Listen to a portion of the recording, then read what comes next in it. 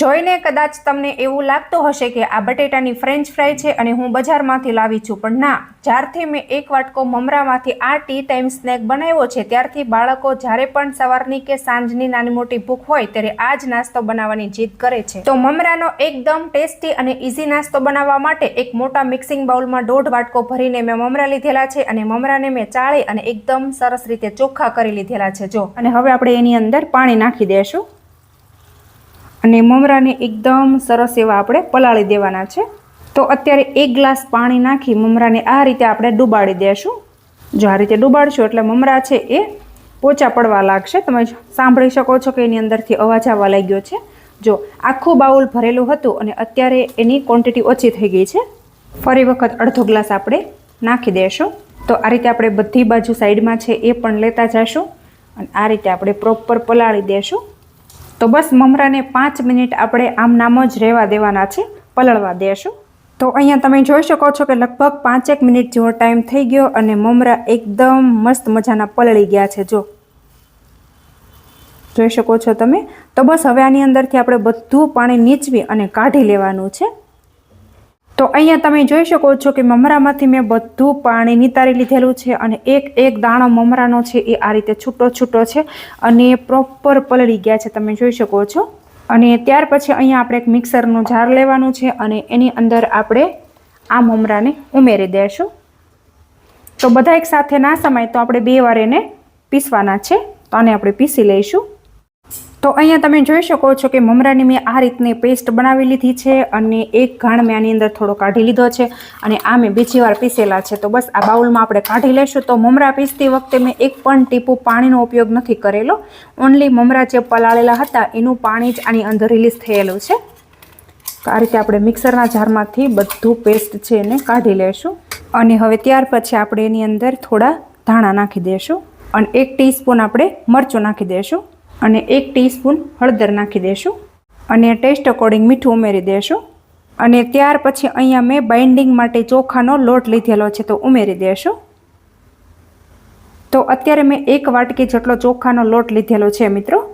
તો હવે અહીંયા આપણે બિલકુલ પાણીનો ઉપયોગ નથી કરવાનો, સૌથી પહેલાં બધી વસ્તુને લોટ સાથે એમનામ જ મિક્સ કરવાની રહેશે। તો જેવી રીતે આપણે રોટલીનો લોટ બાંધીએ ને મિત્રો, બસ બિલકુલ એ રીતનું આપણે આને કરવાનું છે। તો તમે જોઈ શકો છો કે મમરાના લીધે એકદમ મસ્ત મજાનું જ આ રીતે બાઇન્ડિંગ આવી ગયું છે। તો આની અંદર આપણે એક પણ ટીપું પાણીનો ઉપયોગ નથી કરેલો, જો તમે જોઈ શકો છો।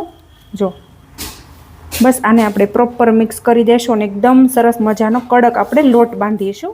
તો અહીંયા તમે જોઈ શકો છો કે એકદમ મસ્ત મજાનો જો આ રીતનો મેં કડક એવો લોટ બાંધીને રેડી કરેલો છે, જો જોશો તમે। તો આમે એક પણ ટીપું પાણી વગર જ બનાવેલો છે એ વાત તમે ખાસ નોટિસ કરજો મિત્રો। તો બસ આની અંદર આપણે થોડું તેલ નાખી આને એકદમ સરસ મજાનો આપણે કૂણવી લેશું। તો હવે જો લોટમાં મેં થોડું તેલ નાખી દીધું છે અને આ રીતે આપણે કૂણવી લેશું એટલે જરા પણ હાથ સાથે નહીં ચોંટે મિત્રો। જો એકદમ મસ્ત મજાનો આપણે કૂણવી લેશું એટલે સ્મૂથ એવો લોટ બનીને તૈયાર થઈ જશે, જોઈ શકો છો તમે। તો મિત્રો તમે ક્યારેય વિચાર્યું પણ નહીં હોય કે મમરાનો અને ચોખાના લોટનો આટલો ટેસ્ટી, ઇઝી અને હેલ્ધી નાસ્તો બની શકે છે। બનાવવાની રીત ખૂબ જ સરળ છે, તમે બાળકોને લંચમાં પણ આપી શકો છો અને સવાર સાંજની નાની મોટી ભૂખ માટે પણ તમે આ નાસ્તો ખાઈ શકો છો અને ટી ટાઈમ સ્નેક તરીકે પણ તમે ખાઈ શકો છો। ઘણા બધા ઓપ્શન છે તમારી પાસે। જો સરસ મજાનો આપણે એને સ્મૂથ કરી લીધો છે, બસ હવે આપણે આગળની તૈયારી કરી લેશું અને હવે જો ત્યાર પછી આ બાંધેલા લોટમાંથી આપણે થોડુંક લૂ તોડી લેશું। જો આ બીજા લોટને આપણે સાઈડમાં કરી દઈશું અને આને આપણે બંને હથેળી વચ્ચે આ રીતે મસળી અને સરસ મજાનો આપણે સ્મૂથ કરી દઈશું અને હવે આને આપણે ઘઉંના લોટમાં એટલે કે રોટલીનો જે કોરો લોટ હોય એમાં આપણે કોટ કરી લઈશું અને ત્યાર પછી આ રીતે આપણે થોડો કોરો લોટ આ રીતે આપણે ભભરાવી દઈશું જેથી કરીને નીચે ચોંટી ના જાય અને આપણે વણી લેશું। તો બહુ વધારે આપણે બિલકુલ નથી વણવાનું કે જેટલી આપણી બટેટાની ફ્રેન્ચ ફ્રાય હોય ને બસ બિલકુલ એ રીતનું આપણે આને વણી અને તૈયાર કરીશું।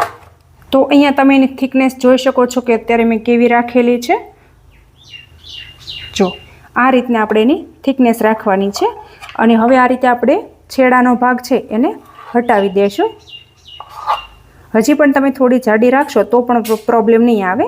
ચારે બાજુથી આપણે છેડાનો ભાગ છે એને હટાવી દેશું અને હવે આપણે આને કટ કરી લેશું. તો જે રીતની આપણે ફ્રેન્ચ ફ્રાય કટ કરીને બસ બિલકુલ એ રીતનું જ આને આપણે કટ કરીશું. જો આ રીતનું આપણે કટ કરીશું. તો આ બધા સ્ક્વેરમાંથી આ રીતે આપણે ફ્રેન્ચ ફ્રાય બનાવી લેશું મમરાની. તો આ રીતનો નાસ્તો તમે બાળકોને બનાવી આપશો ને તો એ ખુશ થઈ જશે. તો હવે અહીંયા તમે જોઈ શકો છો કે મમરાની ફ્રેન્ચ ફ્રાય મેં અહીંયા બનાવી લીધી છે. જો આ રીતની મેં સ્ટીક જેવું બનાવેલું છે. તો બસ આને આપણે તળી લેશું. તો અહીંયા તમે જોઈ શકો છો કે તેલ મેં ગરમ થવા માટે પહેલેથી ગેસ ઉપર રાખી દીધેલું હતું અને ત્યાર પછી અહીંયા આપણે સ્ટીક લેવાની છે અને આ રીતે આપણે ઉમેરી દઈશું. તો થોડી થોડી આપણે ઉમેરવાની છે, બધી એક સાથે બિલકુલ નથી નાખવાની. અને હા, દાજી ન જઈએ એનું આપણે ખાસ ધ્યાન રાખીશું. તો થોડી થોડી ઉમેરશું એટલે તળવામાં એકદમ સરળતા રહે. તો હવે જુઓ, આ રીતે સ્ટીક એડ કર્યા પછી થોડીવાર એને આપણે સેટ થવા દેવાની છે. લગભગ 30 સેકન્ડ જેટલું સેટ થવા દેશું અને પછી આપણે એને જોઈએ. જો આ રીતે આપણે ઝારાની મદદથી ચેક કરીએ તો એકદમ મસ્ત મજાની એ તળાઈ જાય છે. જો તો હવે જો આ રીતની સ્ટીક તમે બનાવશો તો તમને કોઈ એવું નહીં કે તમે આ મમરાની અને ચોખાના લોટની બનાવેલી છે. તો અહીંયા થોડી વાર આપણે આ ફ્રેન્ચ ફ્રાયને તળવાની છે અને બબલ્સ આવતા બંધ થઈ જાય એટલે સમજવું કે આપણી ફ્રેન્ચ ફ્રાય છે એ તળાઈ ગઈ છે. એકદમ અંદર સુધી આપણે એને કૂક કરવાની છે અને એકદમ ઠંડી થાય ને એટલે ક્રિસ્પી થઈ જવી જોઈએ. તો હવે જુઓ, આને આપણે કેવી રીતે ચેક કરવાની છે. જો